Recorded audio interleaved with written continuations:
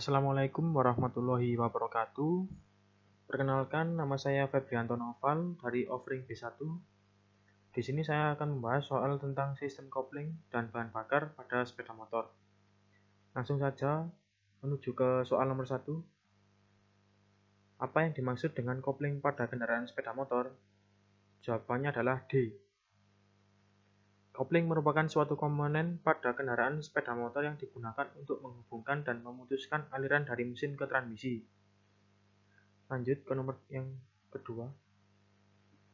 Bagaimana syarat kinerja kopling agar bisa digunakan dengan optimal?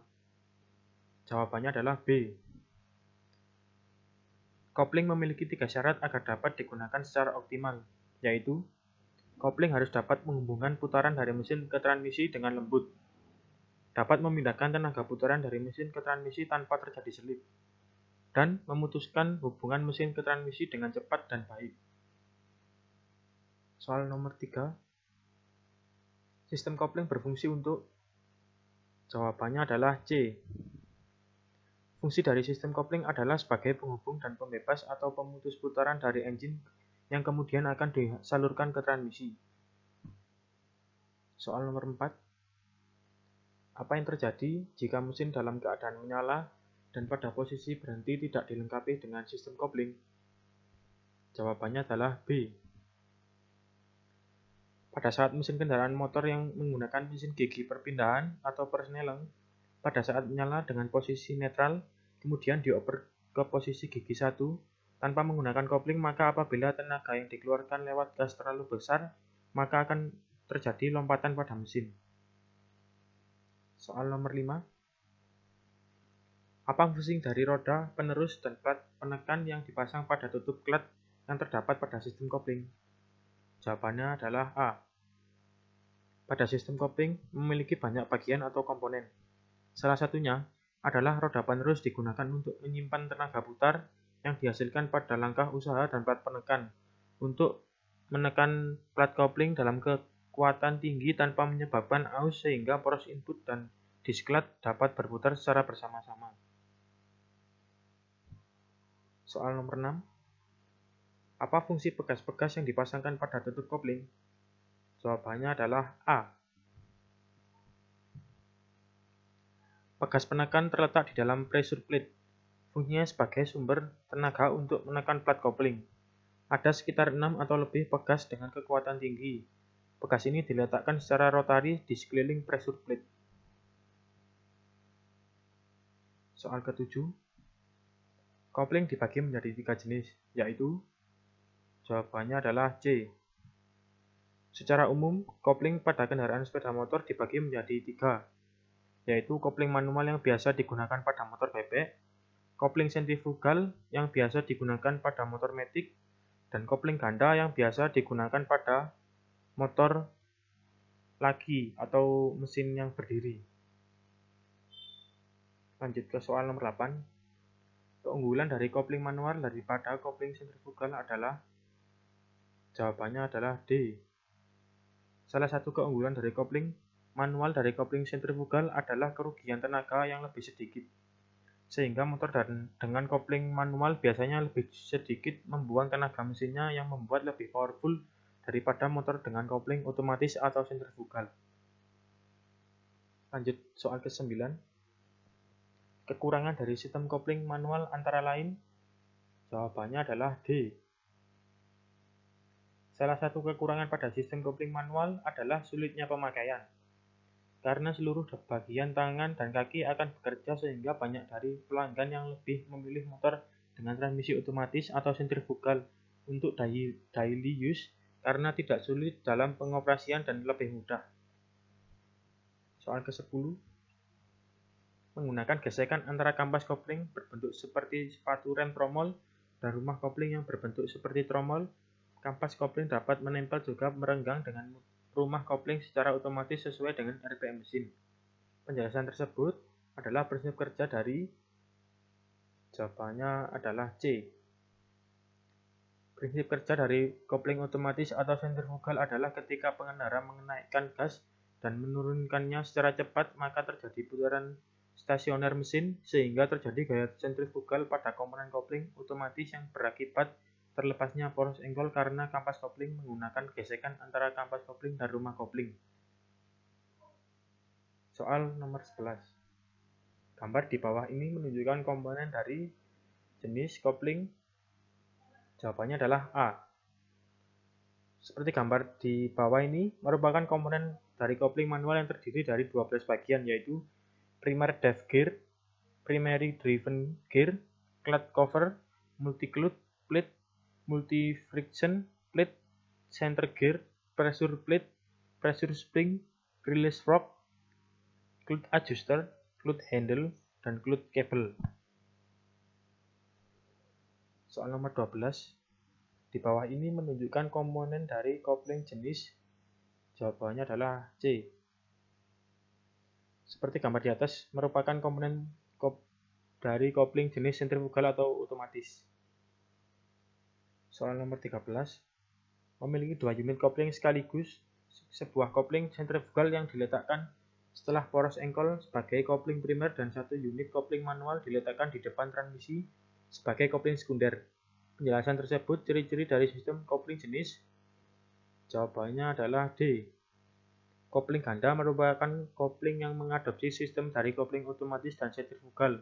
Akan tetapi pada kopling ganda memiliki 2 unit kopling otomatis sekaligus yang disebut dengan kopling sekunder dan kopling primer. Kopling primer akan bertugas memutuskan tenaga mesin saat RPM rendah dan menyambungkan tenaga mesin ketika saat RPM naik secara otomatis. Sementara kopling sekunder berfungsi untuk memutuskan tenaga ketika terjadi perpindahan gigi. Lanjut ke soal nomor 14. Memutuskan tenaga mesin saat RPM rendah dan menyambungkan tenaga mesin ketika RPM naik atau digas secara otomatis pada prinsip kopling ganda adalah fungsi dari komponen. Jawabannya adalah C. Pada kopling ganda memiliki 2 bagian, yaitu primer dan sekunder. Kopling primer akan bertugas memutuskan tenaga mesin saat RPM rendah dan menyambungkan tenaga mesin ketika saat RPM naik secara otomatis. Sementara kopling sekunder berfungsi untuk memutuskan tenaga ketika terjadi perpindahan gigi. Lanjut, soal nomor 15. Pada tampilan slide ada kesalahan teknis, itu memutuskan tenaga ketika terjadi pemindahan gigi transmisi pada prinsip kopling ganda adalah berfungsi dari komponen. Jawabannya adalah D. Pada kopling ganda memiliki 2 bagian, yaitu primer dan sekunder. Kopling primer yang akan bertugas memutuskan tenaga mesin saat RPM rendah dan menyambungkan tenaga mesin ketika RPM naik. Sementara kopling sekunder berfungsi untuk memutuskan tenaga ketika terjadi perpindahan gigi. Soal nomor 16. Memutuskan tenaga ketika terjadi pemindahan gigi transmisi pada prinsip kopling ganda adalah fungsi dari komponen. Jawabannya adalah D, yang itu tadi sudah dijelaskan. Ini soal nomor 18. Nilai oktan untuk bahan bakar jenis premium adalah, jawabannya adalah B. Dikutip dari halaman resmi Pertamina, oktan dari bahan bakar jenis premium memiliki nilai oktan 88 dan premium dapat digunakan pada kendaraan bermotor bensin dengan risiko kompresi rendah. Nomor 19. Campuran bahan bakar dan udara yang ideal adalah, jawabannya adalah C. Perbandingan campuran bensin dan udara harus ditentukan sedemikian rupa agar bisa diperoleh efisiensi dan pembakaran yang sempurna. Secara tepat, perbandingan campuran bensin dan udara yang ideal atau perbandingan stoichiometrik untuk proses pembakaran yang sempurna pada mesin adalah 1:14,7 sampai 15. Ini soal nomor 19 ya. Nilai oktan untuk bahan bakar jenis Pertamax turbo adalah, jawabannya adalah D. Dikutip dari halaman resmi Pertamina, oktan dari bahan bakar jenis Pertamax turbo memiliki nilai oktan 98 dan kadar sulfur rendah sehingga tidak merusak kualitas udara di sekitar kita.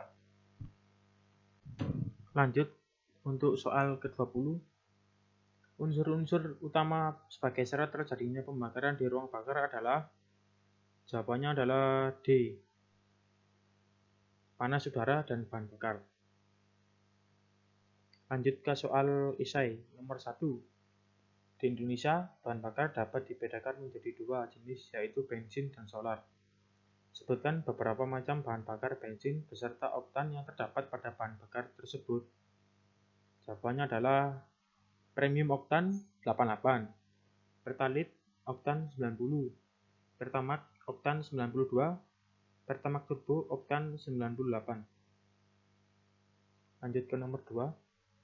Jelaskan kelebihan dan kekurangan antara sistem bahan bakar konvensional dan sistem bahan bakar EV. Jawabannya adalah kelebihan dari sistem motor dengan EV, salah satunya adalah pada sistem bahan bakarnya. Injektor menyuplai bahan bakar bermesin berdasarkan kebutuhan mesin sehingga penggunaan bahan bakar dapat lebih efisien sehingga menjadi lebih irit daripada dengan sistem konvensional. Kekurangannya dari sistem EV adalah ketika pada saat suatu sistem terdapat problem, maka dalam proses perbaikannya menggunakan alat-alat khusus dan teknik tertentu, berbeda dengan konvensional yang biasa diset atau diatur oleh pemiliknya sendiri. Lanjut, soal nomor 3. Gambarkan urutan sistem bahan bakar sebelum diinjeksi pada ruang bakar pada sepeda motor tipe konvensional. Jawabannya adalah bahan bakar yang masuk dari tangki bahan bakar kemudian akan mengalir ke saringan bahan bakar untuk disaring terlebih dahulu sebelum masuk ke dalam karburator. Setelah melewati saringan bahan bakar, selanjutnya akan masuk ke dalam karburator dan bisa diatur keluar masuknya lewat keran bahan bakar yang memiliki 3 panel, yaitu on, off, serta rest. Soal nomor 4. Jelaskan fungsi dari tangki bahan bakar. Berikan penjelasan tentang tangki tipe sport dan tipe cup. Jawabannya adalah fungsi dari tangki bahan bakar yaitu untuk menampung bahan bakar dalam jumlah tertentu di dalam kendaraan. Tangki bahan bakar motor tipe sport dan tipe cup tidak jauh beda. Material dari tangki tipe sport dan cup pun cenderung sama menggunakan aluminium.